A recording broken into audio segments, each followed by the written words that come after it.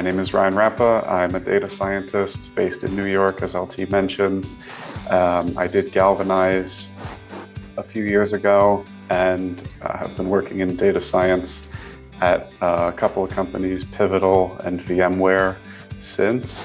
And I'm happy to share my experiences with Galvanize and in general, and I hope you guys find it helpful.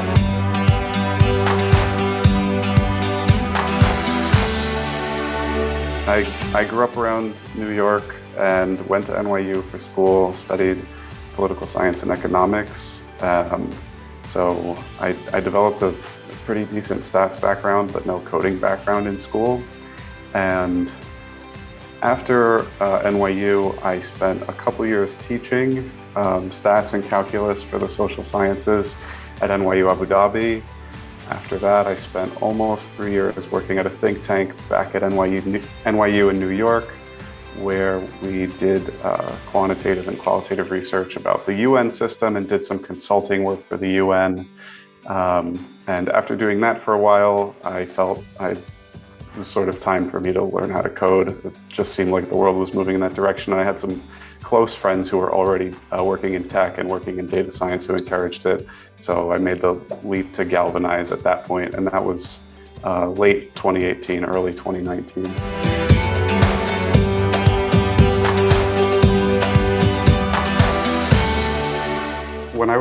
When this idea was just starting to form, that I wanted to make a leap like this, I spent a bunch of time studying SQL just to give myself a sense of, would I be able to code? Am I interested in coding? Not that SQL is a coding language or a scripting language, but just to sort of dip my feet into that world.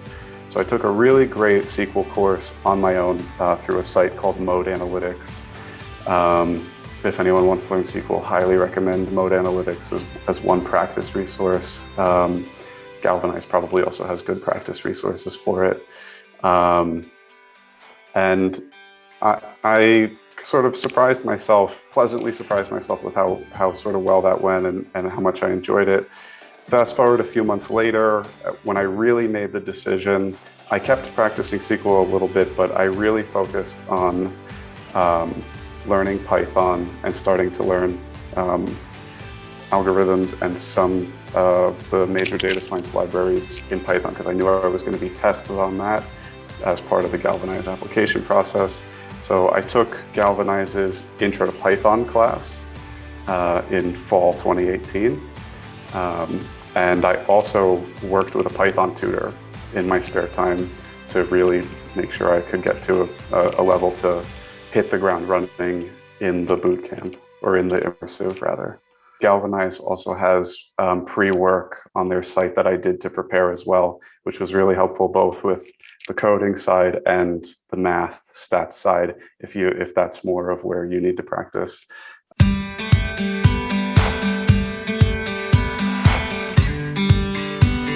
It was great. I was very fortunate to do it in person. Hopefully that'll be a possibility again in the near future. I am the type of learner who really likes to be able to work with people, get feedback from peers, be in a classroom setting, whether it's in person or online. So I found that really helpful. And the day-to-day when I did the program was, I got in a little before 9 a.m. Usually, for the first 2 months of the program, usually there would be a morning lecture, or a big part of the morning would be a lecture by the instructor where we'd be going over a major foundational topic like SQL or Python, or certain libraries in Python, or certain concepts in statistics or algorithms. And then a typical afternoon, sometimes late morning and also afternoon, would be a programming exercise or a machine learning and statistical modeling exercise. Sometimes it was solo, sometimes it was pair programming, which is also really helpful. I ended up doing a ton of pair programming for work in the last year, so it was good that I did some of that at Galvanize. And that sort of sets you up with the foundation in the first 2 months. You could really say sort of first 3 months of the program if you're doing the pre-work rigorously. And then in the final month of the program, when I did it, was dedicated to our Capstone project. So I would still go in at about 9 a.m. every day and have a huddle with the instructor and a certain peer group to talk about the Capstone project. We would sort of give status updates on where we each were with the Capstone project, the successes we had, challenges we had, questions we had. We could get help from each other, help from the instructor, and then just spend those days in that last month getting the Capstone project to the best state that we could before the final presentation.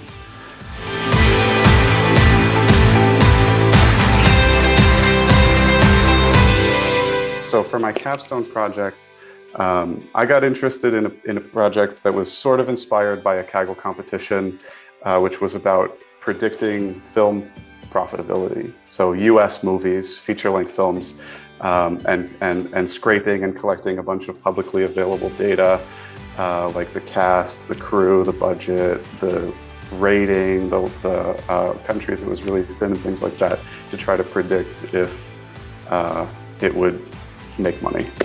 That was both technically challenging and a really helpful learning experience to get my technical skills to a good place to keep building off of and learning off of after the program.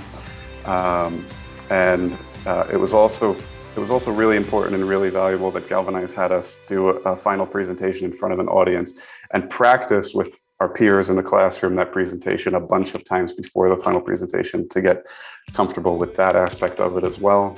I would say that most data science jobs in industry, as opposed to academia, most data science jobs in industry, you have to have a certain level of comfort with public speaking and presentation and be able to communicate your work to a technical and a non-technical audience.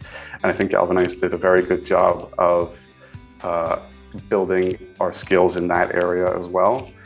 After the final presentation, as I was job hunting, I was sort of looking at things at the intersection of film and entertainment and data science, and I actually took the opportunity to randomly reach out to people on LinkedIn who were in data science and film, like at studios and private companies that analyzed film data, and said, hey, I did this project. I don't think many people have done this project. Could I present it to you? Could we talk about it? I'm interested in what you do.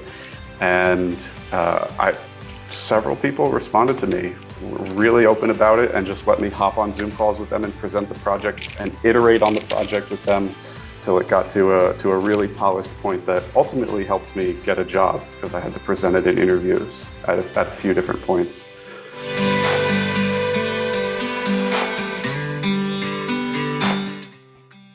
As soon as the formal 3 months of the program ended, it was very clear that we had to take this foundation and keep building on it, keep self-teaching, keep using resources that Galvanize made available to us, career coaching, time that we still had with instructors and peers. So I continued to, as soon as the program ended, I continued to build on my Capstone project, continued to polish it. As I mentioned, presenting it to people who were actually in industry, who were kind enough to give me the time to talk with them and show it to them. I also worked on a couple of other old Kaggle projects just to expand my portfolio and my skills a little bit. And when I say portfolio, I mean my GitHub portfolio of data science projects. And I networked like crazy. In my experience, sometimes you'll get lucky through cold applications, and sometimes you'll get lucky through some of these services, depending on your background and depending on your resume. Sometimes you'll get lucky through some of these services like Vettery and Hired and Wanted that sort of bring jobs to you. But networking for me was everything. Every time I've made a job move, it's largely been about networking.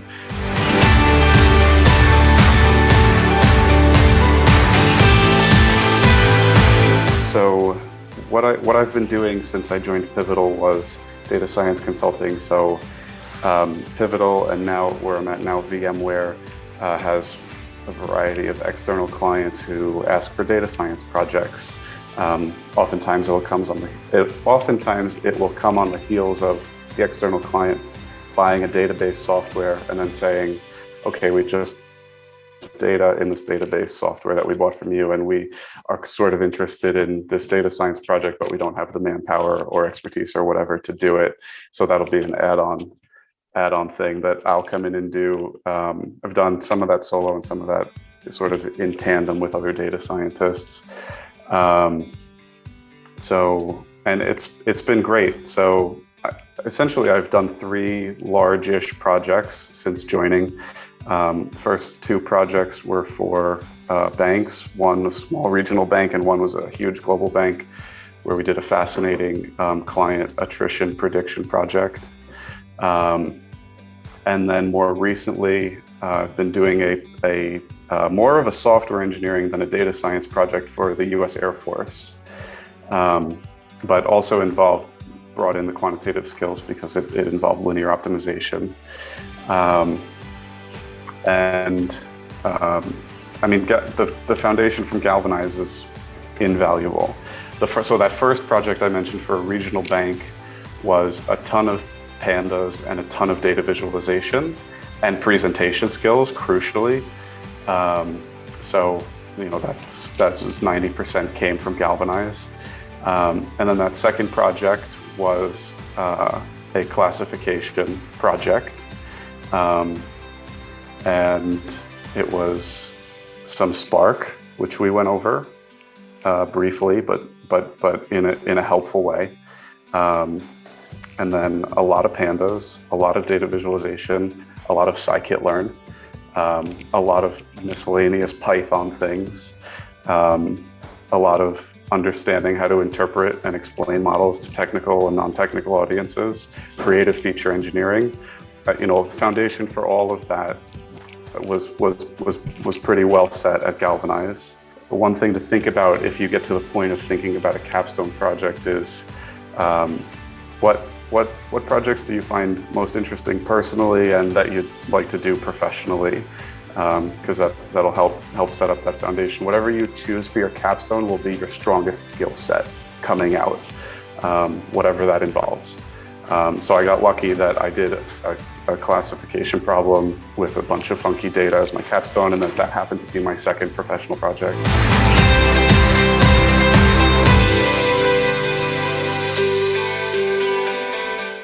I would say that soft skills around pair programming were really important. Galvanize did a good job of having us spend a good amount of time pair programming in the first 2 months of the program, and just learning how to sort of give and take as you're pair programming. If you haven't done it before, it's hard to think of a good analogy for it, but it's just about being flexible with whoever you're working with, letting them drive sometimes, having them let you drive sometimes, being open to their suggestions, being able to make suggestions in a considerate and constructive way, and understanding people's timing and communication styles and what they're going to receive well and things like that. That's huge. Many times data scientists don't end up in jobs where they're pair programming, but those skills are really important regardless. And if because you're going to be working with people, whatever your kind of data science job you may be doing.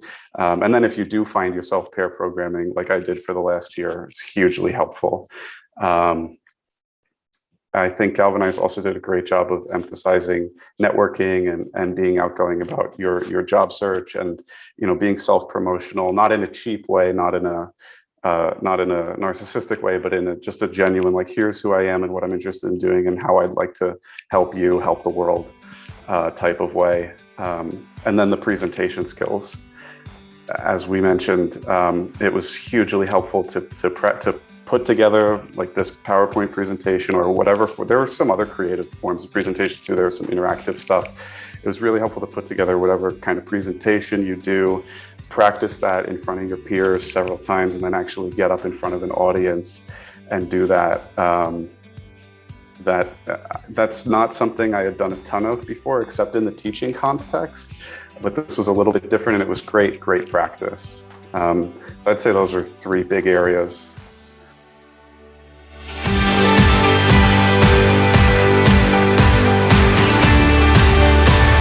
I really enjoy the technical challenges. It's really intellectually stimulating work. You're always having to learn something new. You're expected to be always learning something new, which is great. That's exactly where I want to be. And I really enjoy the culture in tech that I've come across so far. I really enjoy the people that I work with. I've also had great clients so far who have been really reasonable, really helpful, really receptive to the work that we're doing, and engaged.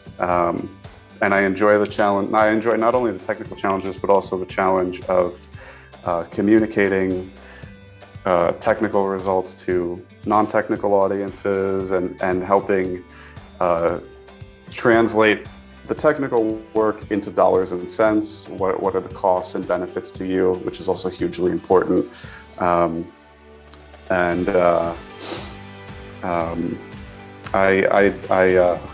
really enjoy the lifestyle. Like, tech can be both intellectually stimulating and also in a way laid back, depending on where you're at.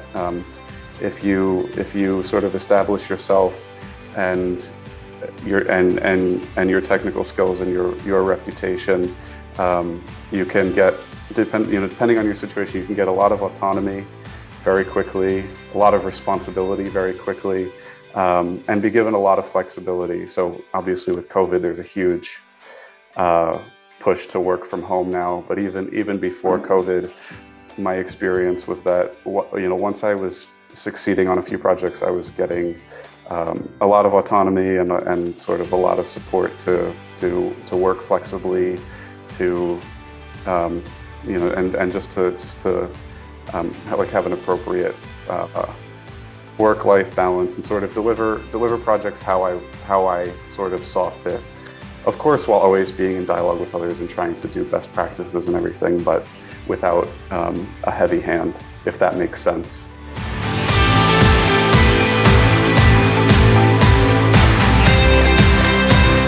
If you have like you said, a growth mindset, and if you're interested in learning this stuff, I think you can do it anytime, no matter what your background, as long as you really have an interest in it and you're willing to work hard at it.